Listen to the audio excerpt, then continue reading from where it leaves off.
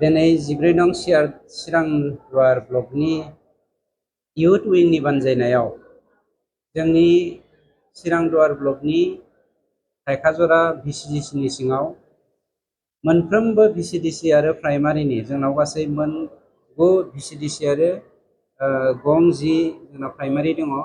बे गं 10 भिसिडिसि आरो गं 9 भिसिडिसिनि प्राइमारि आरो भिसिडिसिनि जोंनि जा दैदेनगिरिफोरजों लोगोसे जोंना इन्टेलेक्सुयेलफोर दङ जाय बिथांमोना बिपिएफनि अपोजिशननि बा गुबुन गुबुन पलिटिकल पार्टिनि बेरेखायै स्ट्रंलि गसंथानानै जोंनि इउपिपिएल दोलोखौ फोथांना लाखिदों। बिथांमोनखौ लाफानानै दिनै इयुथनि बानजायनायाव जों मोनसे गेरेमसा महरै मोनसे सावराय मेल लादों।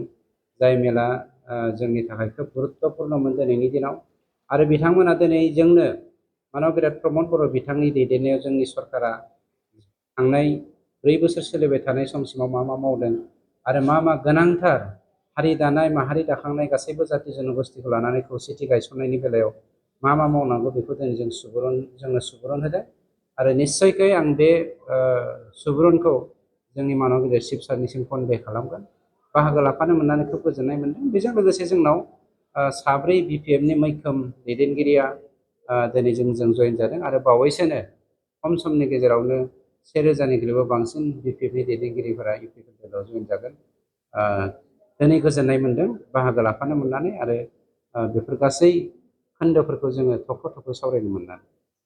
बर' हारिया गोदोनिफ्रायनो खौसेखा आरो बर' हारिया खौसे नङामोनब्ला थांनाय 7000 बोसोराव बर' हारिखौ नासयनानै गादबनानै सोबख'नानै फोजोबनो नागिरनाय गोबां षड़यन्त्र जोङो लोगो मोनबोदों आरो जोंनि आजै आजौमोनाबो जोंनो फोरमायबोदों।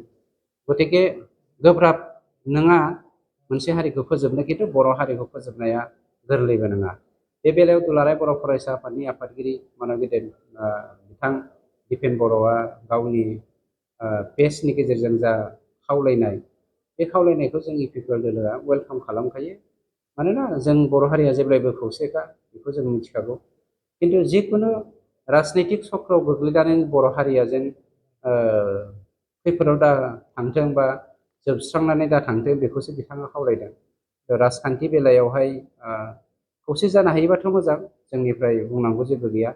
जोङो जेब्लायबो बर' हारिनि खौसेखौनो बर' फिसा हिसाबै आंबो लुबैयो आरो आंनि न'खराबो लुबैयो। पार्टिया जेखि साना, खिन्थु आं व्यक्ति हिसाबै जोंनि बर' हारिया नांज्लाय खमलाय गासैखौबो दाङाबाजिखौ बावगारनानै खौसे जानायनि टाइमा निस्सय जोंहा गोनांथि जानानै फैदों। बाइ इलेक्सननि गेजेराव नोंथांमोना मा पार्टियाव सिगाङाव नोंथाङा थिगखौनो सोंबाय। गिबियाव आङो नोंथांमोनखौ हामबाय होनदों, मिडिया पार्सन नोंथांमोनखौ। जोङो दिनै जोंनि मानगोनां रनजित सार बिथांजों दिनै जों इउपिपिएल पार्टियाव जों जगदान जाफैदों। जोङो गुबुन गुबुन पार्टियाव दंमोन, जेन'बा सोरबाया बिपिएफ ग्रुपआव दंमोन पार्टियावहाय, ओमफ्राय आं कंग्रेसआव दंमोन आरो थांनाय एमपिनि बेलायावबो जों कंग्रेसआव दंमोन। नाथाय दा जोङो माखासे जों इउपिपिएल पार्टिनि मावनाय माखासे आदर्शफोरखौ जों मोजां मोननानै दिनै जों बेवहाय जों जगदान जाफैदों।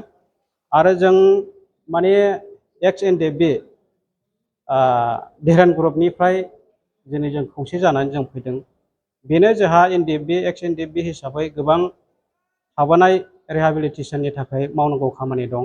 लेरसा फेरसा जानानै दं मानसिफ्रा। दिनै जों बेखौ जों खौसे जानानै जों माखासे जोंनि थाबोनाय माखासे खामानिफोरखौ मावनो थाखाय जों फैनाय जादों। आरो रिहाबिलिटेसनल' नङा, गोबांथार जोंनि एक्स एनडिएफबिनि मावनो गोनां खामानिफोर दं, बेफोरखौ मावनो थाखाय दिनै जों बे इउपिपिएल पार्टियाव जों जगदान जाफैबाय।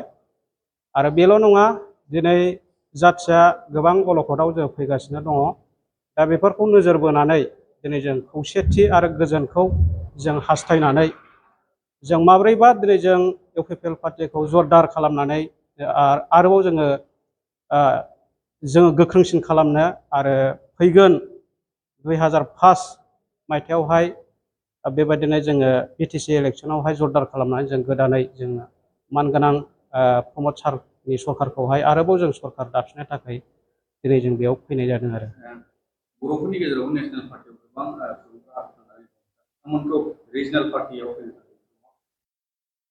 बेथ' गावबा गावनि साननाय फिलिंस जाहैबाय जे बेखौथ' बुंनो जों थाङा थेवब्लाबो आं हास्थायदों बुंनो थाखाय माने जोङो नेशनेल पार्टियाव थाङालासिनो दिनै जोंनि बे बर'निनो दिनै रिजनेल पार्टि जे इउपिपिएल पार्टियाव जों ज' जानानै खौसेयै जों खामानि मावोबा जोंनि जाथिनि थाखाय हारिनि थाखाय साबसिन जायो आं बेखौ नुहुरदों आरो